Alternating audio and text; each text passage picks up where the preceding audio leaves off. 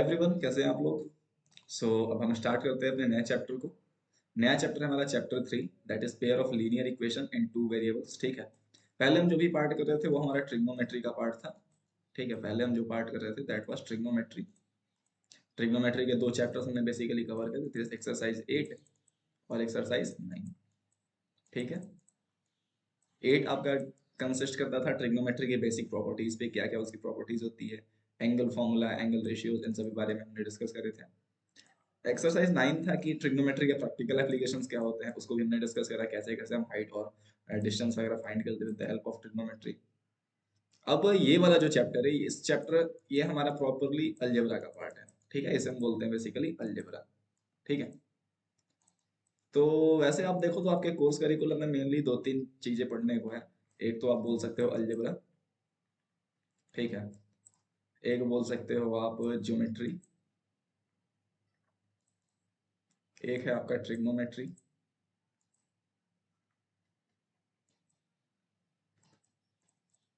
एक है आपका कंस्ट्रक्शन,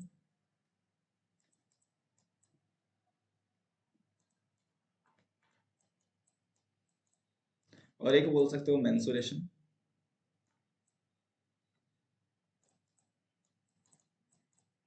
एक है आपका, बाकी बचा आपका statistics and probability. Statistics and probability. ठीक है, तो इन्हीं सभी पार्ट से मिलके आपकी पूरी एनसीईआरटी की क्लास 10th की मैथमेटिक्स बनी हुई है। अलजेब्रा के अंतर्गत चैप्टर 2 आता है, चैप्टर 3 आता है, 4 आता है, 5 आता है, ये सारे चैप्टर आते हैं फर्स्ट बीएससी के अंदर मान लो। ज्योमेट्री में आपका सिमिलैरिटी वाली पार्टें आती है, ट्रायंगल की, ट्रायंगल वाला बेसिकली, और आपका सर्कल वाला पार्ट, ये सारा ज्योमेट्री के अंतर्गत आता है। ट्रिग्नोमेट्री के अंतर्गत आपका चैप्टर 8 और चैप्टर 9 आता है। एक, हाँ, एक और इम्पोर्टेंट पार्ट बचा है दैट इज कोऑर्डिनेट ज्योमेट्री। ठीक है, वो भी अपने आप में एक यूनिक चीज है, तो उसे भी हम आगे चल के डिस्कस करने वाले हैं। ठीक है, वो चैप्टर 7 है आपका। कंस्ट्रक्शन में आपका आता है कि कैसे हम ड्रॉ करते हैं आर्क वगैरह, मतलब जो भी उसमें डिस्कस करने की चीजें हैं, स्केल वगैरह डिस्कस जो भी बनाना है। ठीक है, मेंसुरेशन में आपका सरफेस एरिया, वॉल्यूम वाली चीजें आती है। ठीक है, सरफेस एरिया, वॉल्यूम वगैरह वाली चीजें आती है। स्टैटिस्टिक्स एंड प्रोबेबिलिटी आप जानते हो, कुछ कहने वाली बात नहीं है। एक कोऑर्डिनेट ज्योमेट्री नया टर्म, आपके लिए नया लगता होगा, पर बहुत ही अच्छी चीज है कोऑर्डिनेट ज्योमेट्री। ठीक है, जब मैं डिस्कस करूंगा अच्छे से डिस्कस करूंगा और काफी डेप्थ में डिस्कस करूंगा, आपको सारी चीजें समझ में आएंगी। तो अभी फिलहाल इन सब बातों का डिस्कस ना करते हुए फिलहाल हम देखने वाले अपने इस चैप्टर को। ठीक है, that is nothing but pair of linear equation in two variables. ठीक है, चलिए फिर बिना किसी देरी की शुरुआत करते हैं आज के नए चैप्टर की।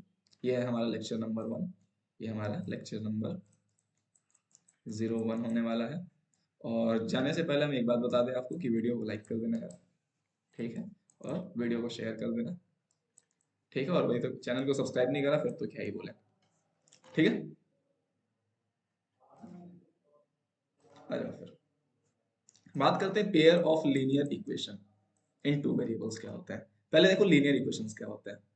लीनियर इक्वेशंस क्या होते हैं, पहले समझो कि लीनियर इक्वेशंस क्या होते हैं। आप साथ साथ में नोट डाउन करते हैं ना मेरे साथ। ठीक है, लीनियर इक्वेशंस क्या होते हैं। ठीक है, तो देखो, लीनियर इक्वेशंस वो होते हैं जिनकी डिग्री 1 होती है। जिनकी डिग्री 1 होगी तो लीनियर इक्वेशन होंगे। अगर डिग्री 2 होगी तो उसे क्वाड्रेटिक इक्वेशन बोलेंगे, अगर डिग्री 3 होगी तो उसे क्यूबिक इक्वेशन बोलेंगे। क्या इतनी बात क्लियर है। तो लीनियर इक्वेशन का मतलब उनकी डिग्री 1 हो। डिग्री 1 होने का मतलब कि जैसे x है, कोई वेरिएबल है, उसकी पावर 1 हो, एट मैक्स उसकी पावर 1 हो, उससे ज्यादा ना हो। ठीक है, अच्छा, linear equation in two variable क्या होगा। टू वेरिएबल का मतलब जैसे ax plus by plus c equals to 0, ये जो इक्वेशन है आपका, ये linear equation in two variable है। टू वेरिएबल्स का मतलब देखो, एक वेरिएबल x रहा, दूसरा वेरिएबल आपका y रहा। ठीक है, यहाँ पे दो वेरिएबल्स कौन कौन है, x है और y है, तो इसे हम बोलेंगे linear equation in two variable. Linear क्यों बोल रहे हैं, क्योंकि x का पावर 1 है, y का भी पावर 1 है। ठीक है, क्या बात समझ में आती है, क्या बात समझ में आती है बच्चों, क्या इतनी बात क्लियर है। तो इसे हम बोलेंगे linear equation in two variable. This is nothing but linear equation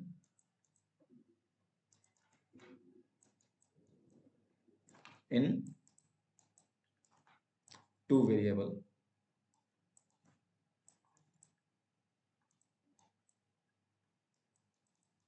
क्या इतनी बात क्लियर है? अच्छा, अब और कुछ अगर बताना चाहें तो अब बात करते हैं पेयर ऑफ लीनियर इक्वेशन क्या है। पेयर ऑफ लीनियर इक्वेशन मतलब जैसे हमने लिखा a1x plus b1y plus c1 equals to 0, ठीक है। और हमने लिख दिया a2x plus b2y plus c2 equals to 0। अब ये दो इक्वेशन हमने ले ली अलग अलग, तो इन्हें बोलेंगे हम पेयर ऑफ लीनियर इक्वेशन, ठीक है। क्या बोलेंगे? Pair of linear equation. Linear equation को मैं शॉर्ट में एल ई लिखता हूँ, ठीक है। अच्छा, ये ax plus B Y plus C दिखेगा कैसा? दिख तो ऐसा रहा है, तो इसका मतलब क्या? जैसे मान लो 3x plus 4y plus 5 equals to 0, अगर इस तरीके का कोई इक्वेशन दिखे आपका, या इस तरीके में कन्वर्ट करा जा सके, जैसे 4x plus 3y equal to 6, इस तरीके का कोई इक्वेशन दिखे, तो इसका मतलब ये सी फॉर्मेट का है। आप 6 को इधर लेके चले जाओ, ठीक है। तो मतलब दो इक्वेशन, दो वेरिएबल्स हैं, एक x और एक y, तो इसका मतलब ये linear equation in two variable है। और इस तरीके के दो इक्वेशन लिखे, जैसे एक इक्वेशन ये रही, एक इक्वेशन रही, अगर इन दोनों को साथ में कुछ काम करना हो और इन्हें हम आपस में लेते हैं, तो इसका मतलब क्या हुआ कि ये पेयर ऑफ लीनियर इक्वेशन है। क्या बात समझ में आती है इतनी? क्या यहाँ तक कोई डाउट है? यस और नो? तो अब हम आगे बढ़ते हैं, ठीक है। चलो, बात करते हैं कंसिस्टेंट और इनकंसिस्टेंट क्या होता है बेसिकली, ठीक है। अब जैसे देखो, ये आपका जो लीनियर इक्वेशन है क्या दर्शाता है, आपने आई होप क्लास 9th में इस तरीके की लाइन ड्रॉ करी होगी। जैसे मान लो एक इक्वेशन है 3x plus 4y plus 5 equals to 0। इसे अगर आपको ग्राफ पे रिप्रेजेंट करना है, ठीक है, तो कैसे रिप्रेजेंट करोगे इसे? अब अगर आपको ग्राफ पे, चलो 5 बना करते हैं, थोड़ा आसान सा इक्वेशन लेते हैं ताकि आपको प्लॉट करना आसान हो, ठीक है।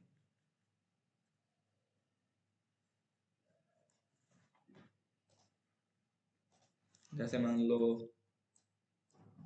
x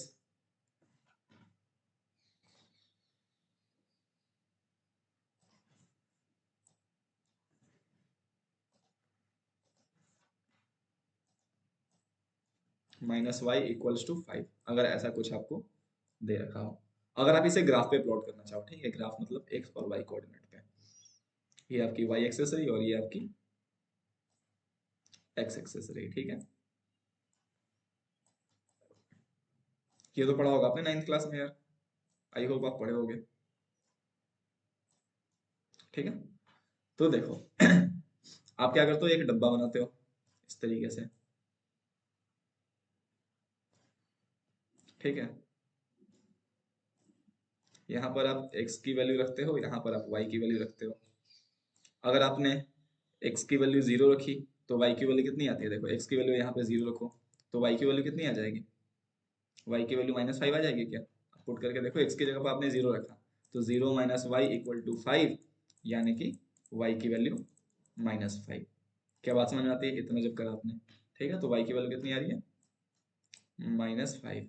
अच्छा, जब आपने y की वैल्यू 0 रखी, अब देखो, अब इसी इक्वेशन में आप y की वैल्यू 0 रखते हो, तो x -0 इक्वल्स टू 5, तो इसका मतलब x की वैल्यू 5 आ गई जब आपने y की वैल्यू 0 रखा तो, ठीक है। तो आपने, अब मान लो कोई और पॉइंट लेते हो, जैसे कुछ और भी लेते रहो, आप बहुत सारे पॉइंट्स ले सकते हो, ठीक है। पर एक बात तो ये है कि किसी भी लाइन को ड्रॉ करने के लिए हमें बेसिकली दो पॉइंट्स की जरूरत होती है, और हमें वो दो पॉइंट्स यहाँ पे मिल चुके हैं, ठीक है।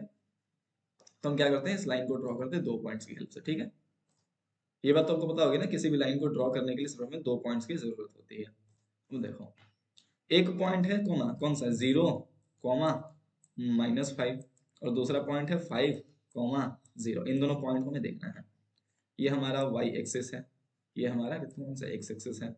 अब देखो 0 -5, 0 मतलब x एक्सिस में 0, y में -5, -1 -2 -3 -4 -5, ठीक है। तो ये हो गया आपका 0 -5, पॉइंट नंबर 1, ठीक है। इसे हमने बोल दिया a पॉइंट, ठीक है। दूसरा पॉइंट कौन सा है, 5 0, x में देखो 1 2 3 4 5, ये हो गया आपका कौन सा 5 0 पॉइंट, ठीक है बच्चों। इसे हमने बोल दिया पॉइंट नंबर बी। अब इन दोनों को से पास करने वाली एक लाइन बनानी है, जैसे हम बोलेंगे, क्या बोलेंगे, जिसको हम ये लाइन बोल देंगे, ठीक है, जो इस लाइन का, जो इस इक्वेशन से को सेटिस्फाई करने वाली लाइन होगी, ठीक है।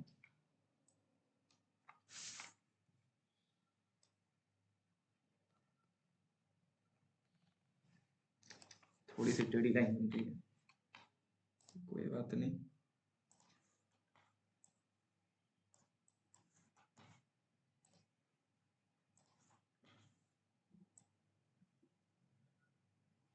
ठीक है, इस तरीके से।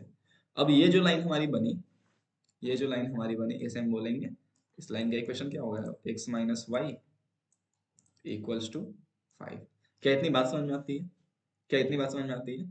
तो देखो, जो भी पेयर ऑफ लीनियर इक्वेशंस होते हैं, जो भी पेयर ऑफ लीनियर इक्वेशंस होते हैं, वो 2D कार्टेशियन प्लेन में एक लाइन होती है। जो भी पेयर ऑफ लीनियर इक्वेशंस होते हैं, फिर से मेरी बात रिपीट सुनना और उसे नोट कर लेना, जो भी पेयर ऑफ लीनियर, सॉरी, जो भी linear equations in two variable होते हैं, जो भी linear equations in two variable होते हैं, those are nothing but a straight line in a 2D plane. क्या बात समझ में आती है? Those are nothing but a straight line in cartesian plane. क्या इतनी बात समझ में आती है बच्चों, यस और नो? अब अगर आपको इतनी बात समझ में, तो इसका मतलब क्या हुआ? ये तो ठीक है भाई, हाँ, कार्टेशियन प्लेन में एक स्ट्रेट लाइन होगी, पर इसका मतलब क्या हुआ? इसका मतलब ये हुआ कि इस पूरी लाइन पे जो भी पॉइंट्स हैं, चाहे आप ये पॉइंट ले लो, चाहे आप ये पॉइंट ले लो, चाहे आप ये पॉइंट ले लो, या ये पॉइंट लो, या ये पॉइंट लो, या ये पॉइंट लो, कोई सा भी आप पॉइंट ले लो इस लाइन पे, वो इस इक्वेशन को सेटिस्फाई करेगी। क्या बात समझ में आती है? जैसे आपने कोई पॉइंट अगर यहाँ पे कोई लिया, मान लो कोई पॉइंट है एक्स, मान लो अल्फा कॉमा बीटा, ऐसे कोई पॉइंट है, तो अगर आप इस इक्वेशन में इस पॉइंट को रखो, इस इक्वेशन में इस पॉइंट को रखोगे अगर आप, तो इसका मतलब वो सेटिस्फाई करेगी। मतलब कि मैं बोल सकता हूँ कि अल्फा माइनस बीटा की वैल्यू हमेशा 5 होगी। क्या इतनी बात समझ में आती है बच्चों, यस और नो? ध्यान से समझना है इस कॉन्सेप्ट को, अगर ये समझ गए तो पूरा चैप्टर खत्म हो जाना है, फिर कुछ नहीं बचा चैप्टर में। बस एक यही ग्राफिकल अप्रोच इसका थोड़ा सा अच्छा है, ठीक है। और ग्राफिकल अप्रोच अगर आप ढंग से समझ गए, तो इसका मतलब ये चैप्टर में कुछ नहीं रखा, ठीक है। तो वही मैं बोल रहा कि जो भी linear equation in two variables होगा, वो बेसिकली आपको एक स्ट्रेट लाइन रिप्रेजेंट करेगा कार्टेशियन प्लेन में। क्या बात समझ में आती है? ये इसीलिए इसका नाम है लीनियर इक्वेशन, क्योंकि ये लाइन को रिप्रेजेंट करती है, ठीक है। ये लीनियर इक्वेशन से इसीलिए बोलते हैं क्योंकि ये एक लाइन को रिप्रेजेंट करती है। क्या इतनी बात क्लियर है बच्चों, यस और नो? अच्छा जी। अब थोड़ा ध्यान से सुनना, इतनी बातें सुननी अगर आपने ढंग से, तो इसे नोट कर लेना, थोड़ा अपनी भाषा में नोट कर लो, ठीक है, जो भी आप लिखना चाहो। अब थोड़ा सोचना अच्छे से, मैं कुछ और बताने जा रहा हूँ।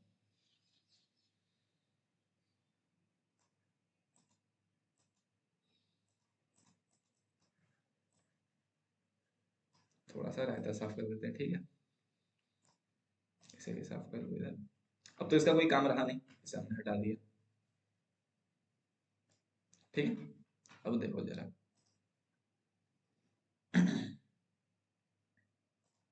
मान लो कोई और इक्वेशन होता, मान लो आपके पास कोई और इक्वेशन होता, समथिंग कुछ भी, A X plus B Y plus C equals to 0, और इस चीज को हम इसी ग्राफ पे प्लॉट करते हैं।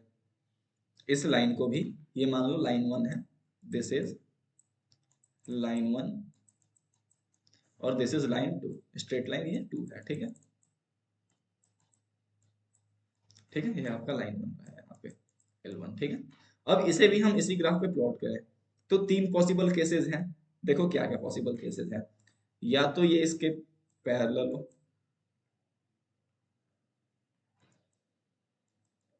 पैरेलल टू L1 हो, या क्या हो, इंटरसेक्टिंग हो, इंटरसेक्टिंग हो L1 के,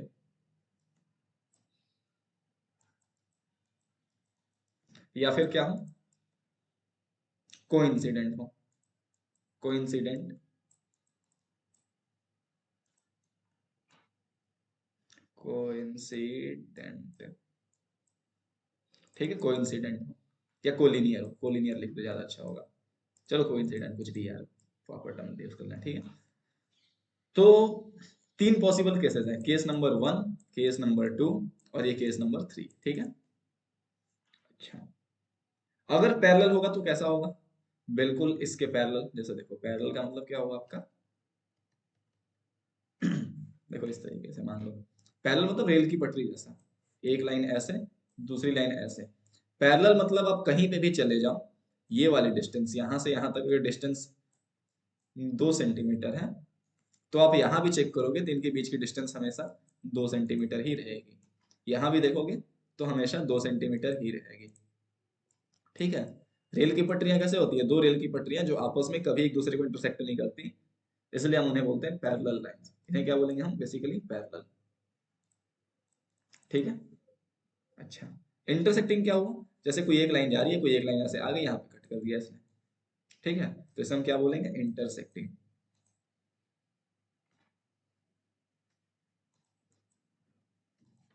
ठीक है। और कोइंसिडेंट क्या होगी, एक लाइन है, इसी के ऊपर एक और लाइन है, बिल्कुल जस्ट इसी पे चढ़ा हुआ, तो इसे बोलेंगे हम कोइंसिडेंट।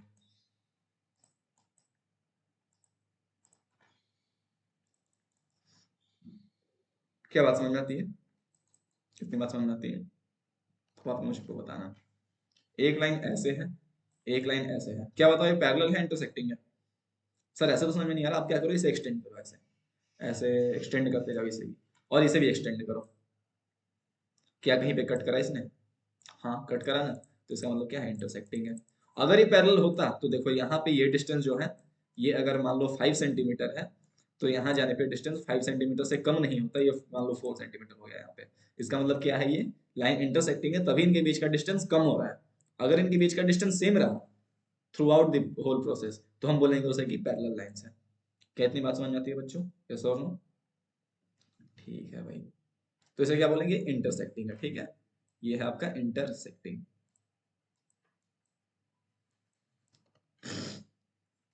अच्छा, अब देखना, तीन केसेस हैं, या तो पैरेलल हो, या इंटरसेक्टिंग हो, या कोइंसिडेंट हो। पैरेलल होगी तो कैसे होगी, मान लो कुछ इस तरीके से, जस्ट एज इट इज ऐसे ही, मतलब बिल्कुल ठीक है, इसके पैरेलल। अगर इंटरसेक्टिंग होना होता तो मान लो कुछ ऐसे होती, ऐसे कुछ ऐसे इंटरसेक्ट कर रही होती किसी एक पॉइंट पे। ठीक है।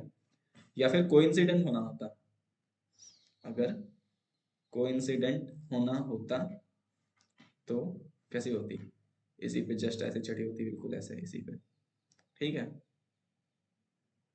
हम्म, ठीक है ना भाई, इतनी बात समझ में आ रही है। अच्छा, अब तीनों से फर्क क्या आएगा, तीनों से फर्क क्या आएगा, देखो। अब सॉल्यूशन एक ऐसी चीज होती है ना, सॉल्यूशन का पहले मतलब समझो कि सॉल्यूशन क्या होता है।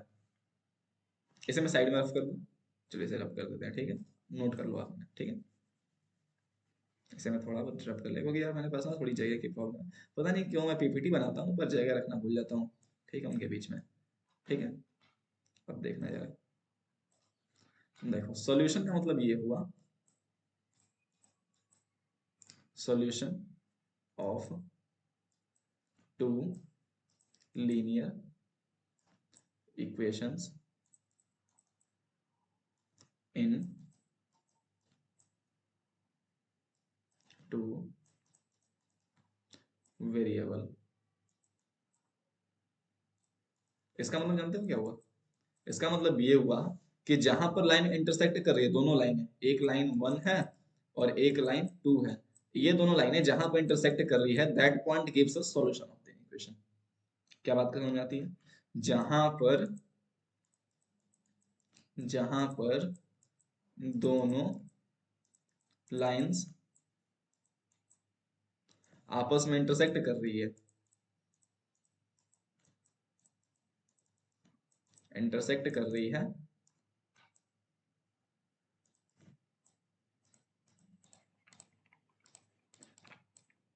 तो देखो जहां पे इंटरसेक्ट करेगी वहां एक पॉइंट बनेगा, कुछ बनेगा, उस पॉइंट में कुछ ना कुछ कोऑर्डिनेट होगा। जैसे ये देखो यहाँ पे इंटरसेक्ट करा तो ये पॉइंट है, इस पॉइंट का कुछ कोऑर्डिनेट होगा अपना, मान लो अल्फा कॉमा बीटा, ऐसा कोई कोऑर्डिनेट है इसका। तो ये जो कोऑर्डिनेट है ये सॉल्यूशन होगा, मतलब एक्स की वैल्यू यहाँ पे आपकी अल्फा आने वाली है और वाई की वैल्यू यहाँ पे बीटा आने वाली है। सॉल्यूशन का मतलब यही ना, एक्स और वाई जो है इनकी वैल्यू हम फाइंड कर लें, एक्स की वैल्यू कुछ आ जाए, वाई की वैल्यू कुछ आ जाए, तो हम बोलेंगे सॉल्यूशन है इसका। क्या बात समझ में आती है बच्चों, तो जो उस पॉइंट का कोऑर्डिनेट होगा, पॉइंट का जो कोऑर्डिनेट होगा वो आपको क्या देगा, सॉल्यूशन दे रहा होगा बेसिकली। क्या बात समझ में आती है? तो किससे मैं ये बोल सकता हूँ, इस लाइन से मैं ये बोल सकता हूँ कि सॉल्यूशन होने के लिए लाइनों का आपस में इंटरसेक्ट होना जरूरी है, यस और नो, तभी तो कोई पॉइंट आएगी। हम्म। तो क्या मैं ये भी बोल सकता हूँ कि जो पैरेलल लाइंस हैं वो कभी इंटरसेक्ट ही नहीं करेंगे, यस और नो? जैसे देखो ये पैरेलल लाइंस हैं, ये पैरेलल लाइन नंबर 1 है, ये पैरेलल लाइन नंबर 2 है, मतलब ये दोनों आपस में एक दूसरे के पैरेलल है। तो क्या ये कभी इंटरसेक्ट करेंगे? नहीं भाई, कभी नहीं करेंगे, कभी नहीं करेंगे ना। और जब कभी नहीं करेंगे तो इसका मतलब मैं ये बोल सकता हूँ कि इनका कोई सॉल्यूशन ही नहीं होगा।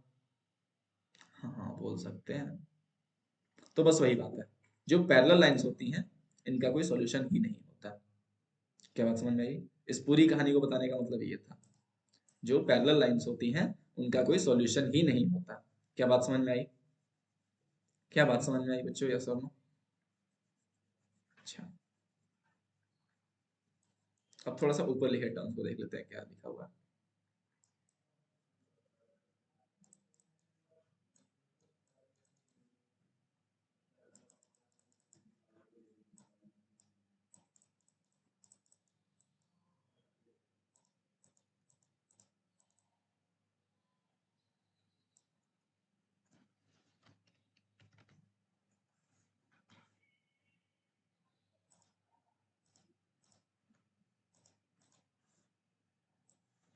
ठीक है, तो देखो अब दो चीज आती है, कंसिस्टेंट और एक इनकंसिस्टेंट। कलर कोई और ले लेते हैं यार।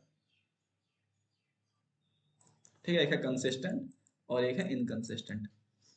Consistent mean at least one solution, मतलब जब दो इक्वेशन होंगे, जब दो इक्वेशन होंगे उनमें एटलीस्ट वन सॉल्यूशन का मतलब जानते हो क्या हुआ? या तो एक सॉल्यूशन हो सकता है या एक से ज्यादा हो सकता है।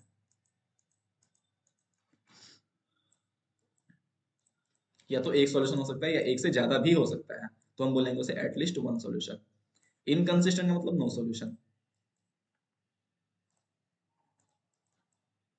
ठीक है, इनकंसिस्टेंट का मतलब नो सॉल्यूशन। क्या बात समझ में आती है? अब मैं ऐसा बोल सकता हूँ ना, इनकंसिस्टेंट का मतलब नो सॉल्यूशन, मतलब जो पैरेलल लाइंस होंगी, जो पैरेलल लाइंस होंगी उनका तो नो सॉल्यूशन होता है, मतलब वो क्या है, इनकंसिस्टेंट है।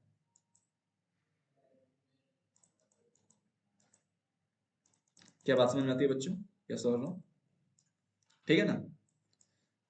अच्छा, अब बात करते हैं कंसिस्टेंट का। कंसिस्टेंट मतलब सॉल्यूशन होगा तो लाइन इंटरसेक्ट करेंगी। देखो दो लाइनें एक दूसरे को कितनी जगह इंटरसेक्ट कर सकती हैं? एक लाइन है, दूसरी लाइन है, बस एक ही जगह इंटरसेक्ट करेगी, है कि नहीं? कोई सा भी दो लाइन ले लो, एक ही जगह इंटरसेक्ट करेगी कहीं ना कहीं पे। तो इंटरसेक्टिंग अगर होगी लाइनें, अगर लाइनें इंटरसेक्टिंग होगी तो इसका मतलब वन सॉल्यूशन। तो ये क्या होगा, कंसिस्टेंट होगा, यस और नो? ठीक है, कंसिस्टेंट होगा। अच्छा, तीसरा केस और एग्जिस्ट करता है, एक एक तीसरा केस और एग्जिस्ट करता है, जब लाइनें कोइंसिडेंट हो, एक और दूसरी इसी पे हो, मान लो कोई और कलर की, ब्लैक ले लो, इसी पे बिल्कुल कोइंसिडेंट हो ऐसे। ठीक है, तो इसका मतलब हर जगह एक दूसरे को इंटरसेक्ट, यहाँ भी कर रही हैं, यहाँ भी इंटरसेक्ट कर रही हैं, यहाँ भी इंटरसेक्ट कर रही हैं, इंटरसेक्ट यहाँ भी, मतलब हर पॉइंट कॉमन पॉइंट में ढूंढना है, यहाँ भी कर रहे हैं, यहाँ यहाँ यहाँ यहाँ हर एक पॉइंट पे कर रही हैं। इसका मतलब जानते हो कितने सॉल्यूशन हुए? इनफाइनाइट सॉल्यूशन, इनफाइनाइट सॉल्यूशन हुआ है इसमें, कोइंसिडेंट लाइंस के केस में। ये है आपका कोइंसिडेंट। पर कंसिस्टेंट का मतलब क्या होता है? कंसिस्टेंट का मतलब ये होता है कि एटलीस्ट वन हो, वन से ज्यादा हो तो हमें कोई फर्क नहीं पड़ता, तो ये भी जो केस है आपका कंसिस्टेंट ही कहलाएगा। क्या बात समझ में आती है? ठीक है, तो देख लो, अब मैं बता दूंगा आपको, आराम से एक बार समराइज कर देते हैं चीजों को कि सॉल्यूशन होने के दो केसेस हैं। ठीक है, एक केस है आपका क्या हो, कंसिस्टेंट हो, और दूसरा केस क्या है, इनकंसिस्टेंट हो। इनकंसिस्टेंट का मतलब क्या हुआ, नो सॉल्यूशन। ठीक है, इसके अंदर कौन सा आता है, पैरेलल लाइंस।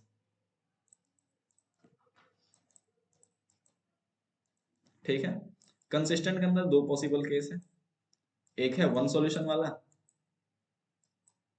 और एक है इनफाइनाइट सॉल्यूशन वाला। वन सॉल्यूशन के अंदर कौन सा आता है? Intersecting lines.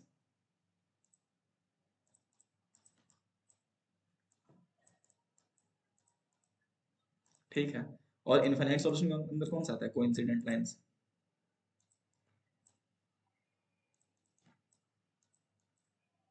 ठीक है बच्चों, क्या बात समझ में आती है? तो आई होप आपको चीजें आज की समझ में आई होंगी। ठीक है, एक और टॉपिक डिस्कस करना था, पर वीडियो लंबी होगी इसलिए मैं डिस्कस नहीं करूंगा, बाकी बातें कल डिस्कस करेंगे। ठीक है। हाँ, जाने से पहले अपना प्यारा सा लाइक देके जाना हमें। ठीक है, जाने से पहले अपना प्यार भरा लाइक देके जाना, और क्या करना, वीडियो को शेयर कर देना। ठीक है। Thank you very much for watching this video. Bye bye and take care.